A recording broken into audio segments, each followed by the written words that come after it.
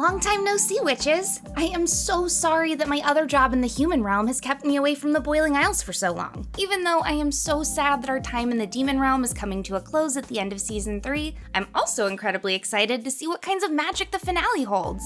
Are you all ready for the beginning of the end? We recently got a bunch of official footage, a New York Comic-Con panel, and some crew teasers to get us stoked for the upcoming Owl House specials, so I'm gonna break it all down for you. You're watching Whitney Vision, and this is everything we know about the Owl House Season 3 so far. This is your spoiler warning! While I am gonna cover some of the news from New York Comic-Con, I'm skipping anything that was leaked from the panel. Most of the promo footage has been officially released, so we'll dive into those clips.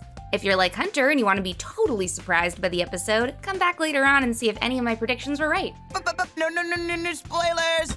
The first episode of Season 3, titled Thanks to Them, will premiere on October 15th, 2022, and the final 2 episodes are set to air sometime in 2023. According to the episode's brief summary released by Disney, after months of trying, Luz and her friends make a daring attempt to return to the Demon Realm, confirming that there will be a time jump from the last time we saw the Hexside gang in King's Tide. Now let's break down those Disney promos. First, we have 2 brief snapshots in Disney's Calling All the Monsters commercial that came out a few weeks ago. We see a short clip of Luz re-entering the abandoned house in the woods that led to the Demon Realm. This tells me that not only will this house be a key location going into the next ep, but it's likely that we're about to get a lot of lore as to how it connects the demon and human realms. Lore that likely covers the mystery behind Belos's falling out with Caleb and the witch that changed their dynamic. Next, we see Luz, Gus, and Hunter in the human realm. Not only is Luz wearing a cute bisexual flag pin on her extremely bisexual beanie, Luz's eyebrow has a thin scar running down the center. This injury is from Belos, but we don't see her get it on screen. Presumably, she received it while saving Amity at the same point in time King released the Collector. Gus is wearing some sort of device that looks like it's connected to the cell phone or remote that Hunter is holding. This could go one of 2 ways. Either Gus is experiencing the joys of human engineering firsthand with his buddy, or the 2 are experimenting with tech that could help them return home to the demon realm. Also, peep these dolls in the background. These are muñecas lime, or Dominican faceless dolls. These dolls are made without faces as a symbol of the vast diversity and heritages that make up Dominican culture, and are a nods to Luz's background. You can also see a corner of the Dominican flag that we get a better shot of as we move into the next batch of footage. Disney's Season 3 premiere trailer opens with Luz recording a video diary on her laptop in the kitchen of her home in the human realm. On her desktop, we can see icons for a video recorder, a folder called Stuff, a browser, Moonfarm Valley, Holler Knight, Hades, a file labeled TGWA Fic, and iMovie. Moonfarm Valley and Holler Knight are both plays on the Farmtown simulation Stardew Valley and the side-scroller Hollow Knight. Hollow Knight has made a few other cameos in the Owl House, including a character appearance in King's Stuffed Animal Collection and the inspiration behind Belos' mask, particularly young Belos in Hollow Mind. Hades is a dungeon crawler game that takes you through the underworld. And that document is totally a Good Witches Are a fanfic that Luz has been working on. In addition to writing, it looks like Luz has blown off stress by using her art skills to make her own computer wallpaper. The watermark reads, Friends of Owls and Titans, which has to be her social handle. Luz's laptop is also only on 20% battery, and it's like, yeah girl, same, we are both bitches who need to go find our chargers. As Luz vlogs, she has a series of flashbacks to her time on the Isles, including her first entry through the portal. We see a memory of the discovery of her very first light glyph, which triggers the guilt she still feels about teaching Philip Wittebane how to draw one himself. She also thinks of Ida being consumed by the draining spell, not knowing that Rain sliced off her affected arm and yeeted it into oblivion to stop the spread. Lastly, we see King blasting Luz, Amity, Gus, Willow, and Hunter back to the human realm, where they appear frightened and confused on Camilla's doorstep. Adorably, Camilla seems genuinely thrilled to meet her daughter's witchy girlfriend. Mama no say that is a Lumity stan. One of us! One of us! One of us! Luz and Amity run outside in the rain in their socks, where they slow dance in the street as Gus and Hunter have a mud fight with V in her new human form. I love that they gave her green and yellow hair to match her ears. Gus is obviously cracking up, and Hunter is definitely shocked. Personally, I'd be a little annoyed in this situation too if someone got mud on my cool human watermelon pants. The snail on Hunter's head might be a Bessie from Amphibia Easter egg as teased by Dana. Speaking of PJs, note that Luz and Amity's pants are continuing their moon and star motifs. Not gonna lie, I've been dying to see what kinds of outfits these guys pick out in the human realm, and this promo does not disappoint. The tags are still on their clothing, so this could be a cool mall shopping montage, truly giving the witches a taste of being teens in the human realm. From the NYCC panel, we know that this episode is part of a Halloween special, so I think that we're looking at these guys' potential Halloween costumes. Inverting the humans dressing as witches trope, we have Gus, a witch, dressed as a human. Willow is fully decked out in roller derby gear, the equivalent to flyer derby in the human realm. Amity, early 2000s goth queen of my heart, is dressing as a human depiction of a witch by wearing the Hot Topic special. Ripped jeans, a fishnet shirt, fingerless gloves, and double belts. Hunter is my favorite, however. He somehow found a red cardinal mascot suit and is fully matching his little buddy Flapjack. These aren't the only Halloween costumes we'll be seeing by the looks of the trailer. When Hunter warns Gus not to spoil anything for him, it looks like he's dressed as a Borg from Star Trek. Also, it appears that Hunter and Luz are doing some light mischief night breaking and entering. Armed with a baseball bat and a rake, the pair wears Hootie and King masks. Luz even has King's little horn taped on. We love a detailed, accurate cosplay. At one point, Luz opens the doorway to a basement staircase, giving off extreme Michael Myers vibes just in time for Halloween. At another point in the trailer, we see them exploring a room in what could be the same place, where Amity finds a mysterious red box. My guess is that this MacGuffin is hidden in the basement of the ramshackle house that connects the human and demon realms, and it holds the key to getting home by the end of the special. The teens look to be turning this house into a clubhouse of sorts, which makes some sense. It's not like all these witches can just show up to a human school. They need somewhere to hang to strategize their return. We see that Willow has decorated the porch with lush green vines, and someone has drawn Hootie's face on the door to make their base of operations home feel a little bit more like the Owl House. We also see that the kids have put up drawings of their families. Perry Porter, Willow's dad's, and Amity's family, with the omission of the Toxicodalia. Here, they don't have much success recreating the portal door, but interestingly, they do get it sort of up and running before it explodes. Does this mean that they somehow found Titan's blood in the human realm? Is that what's in the box? Or are they powering this with a synthetic version? Whatever's going on here, Hunter is wearing a Rocko's Modern Life button-up, which means that Luz is starting him off on his animation journey just like I was, with 90s Nicktoons. Amidst all this portal work, we finally get to see exactly why giraffes were banned from the demon realm. This very average-looking giraffe morphs into a horrifying Rick and Morty monster with 2 mouths.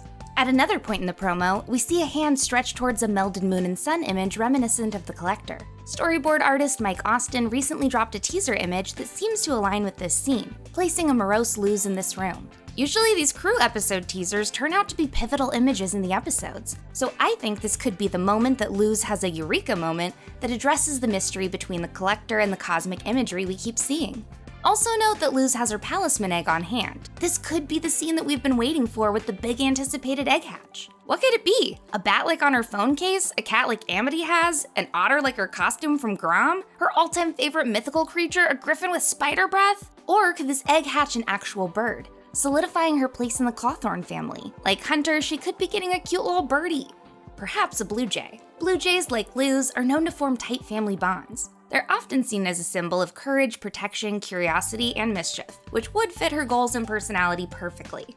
Prior to Mike's promo, I was drawing comparisons between this hand reaching out and the old book with an image of what mirrors the Grimwalker hand reaching skyward from Hollow Mind. Could this be a visual callback? Instead of being Luz's point of view, could it be Hunter's? He seems to be going through a big identity crisis in this episode. For starters, he's been doing some fun toilet reading with a book called The Witch Hunters of Gravesfield, where he likely discovers that his old pal, Emperor Bellows, aka Philip Wittebane, once lived right here in the good old US of A. When he looks in the mirror, he sees an older version of himself with sallow cheeks wearing a low ponytail. I think he's seeing the actual face of Caleb Wittebane here. But seconds later, the mirror flashes and Hunter finds himself face to face with Bellows. Either Nathan Fielder broke into the Noceda home and installed those aging mirrors, or this kid is cursed by a part of him that's connected to Bellows and he's having a waking nightmare. Hunter's hair is super long in this scene, and even though I'm digging the look, I can see why he cuts it shorter. I wouldn't want to look anything like that dude either. As I said earlier, now that we're back in Gravesfield, this episode is the perfect opportunity to explore the backstory between Philip and Caleb. Owl House writer John Bailey dropped a cryptic promo clip of what looks like 2 children dressed in old-timey Halloween costumes and a burning house. This tells me that we are 100% going to see what happened when the Wittabanes were young. This burning house seems like it could be the abandoned house that connects the realms, which could explain how Philip and Caleb initially got trapped in the demon realm. Also, it's too dark to make out properly, but there is this quick flash frame of a figure appearing on the 2nd floor to the house. This is a deliberate edit, so I'm curious to see what the payoff in this episode will be. This might be connected to art director Andy Garner Flexner's teaser image, which will be a piece at the show's Gallery Nucleus event on October 29th. In the background, there are some dark clouds forming. Could this actually be just smoke? Perhaps the present will have to mirror the past for the children to return, and the abandoned house will have to burn again. Note the orbs of magic and how they don't look like they're coming from the witches. Does burning the house somehow diffuse a burst of magic into the human realm? Are they back on the Isles? This could just be a cool image, but I think that this is a moment that dovetails with the Wittabanes' history to bring the kids back to the Isles. Making matters more intriguing, during the NYCC panel, a fan asked Dana whether or not Hunter and Bellows were at all related to Ida's family, the Clawthorns. Sissy had to cut off that question with a "stay tuned" response, so I'm more or less calling this confirmed. I actually have a detailed theory about this connection and how it affected the Clawthorn lineage during Bellows' rise to power, so check out my Dell video if you want to know more. The next promo clip we're breaking down hints more towards Hunter's status as a Grimwalker being a key plot element in this episode. In this clip, Hunter and Luz bond over the secrets they're keeping from the group. Luz with her guilt that she helped Bellows find the Collector, and Hunter with his status as a clone of a witch hunter. Together, they agree to tell the others when they're ready to share. We all know the Hexside kids pretty well at this point, and I think we can all see why Luz and Hunter are worried. But we also know that their friends are going to support them no matter what. We've already talked about how Gus potentially has already seen Hunter's secret through his illusion spell that distracted Bellows during the big battle. Gus looks like he saw some messed up things while prying through Bellows' tormented memories. While I still think that Gus potentially has a vague idea of Bellows' betrayal of Caleb, these promo clips make me think that he hasn't connected the Grimwalkers with Hunter. I still think that what Gus saw will play a key role. However, instead of using this information to expose his friend, I think that Gus will be able to offer some insight about Caleb and Philip that wasn't written in the history books, and that will help Hunter come to terms with his identity. Or perhaps it'll involve a missing puzzle piece for how the witch hunters initially made it to the demon realm. Real quick, also in this scene we can see a portrait of a cat that is likely an Easter egg nod to Dana's IRL cat Ghost, who is also the inspiration for Amity's ghost. Then we have the spooky bandage box, which features a skeleton, witch, and an owl, all reminiscent of Luz's pals, Ida, King, and Hootie, who Luz feels responsible for letting down. She's literally adding insult to injury here. At least the bandages are bi-flag colored. For our final promo breakdown, let's talk about the other 45-second clip from NYCC where the kids are settling into the Noceda household. It opens on the basement, where Gus is exploring their human stuff, including a box of beach things marked playa. That's Spanish for beach. On the wall, you can see the flag of the Dominican Republic, along with the mini Puerto Rico flag sticking out of the box. There's what looks to be the wedding photo of Camilla and Luz's late father. If you look underneath it, there's another box labeled Manny. Since we haven't yet learned Luz's father's name, I'm willing to bet that his name was Manuel and went by Manny. This could be a box of his stuff that Camilla couldn't bear to throw out, but she had to put it away. There's also Luz's dress from her school play back from the start of the series. When Camilla goes upstairs to check on the girls, she finds V trying to explain how an alarm clock works in the human realm to Amity and Willow.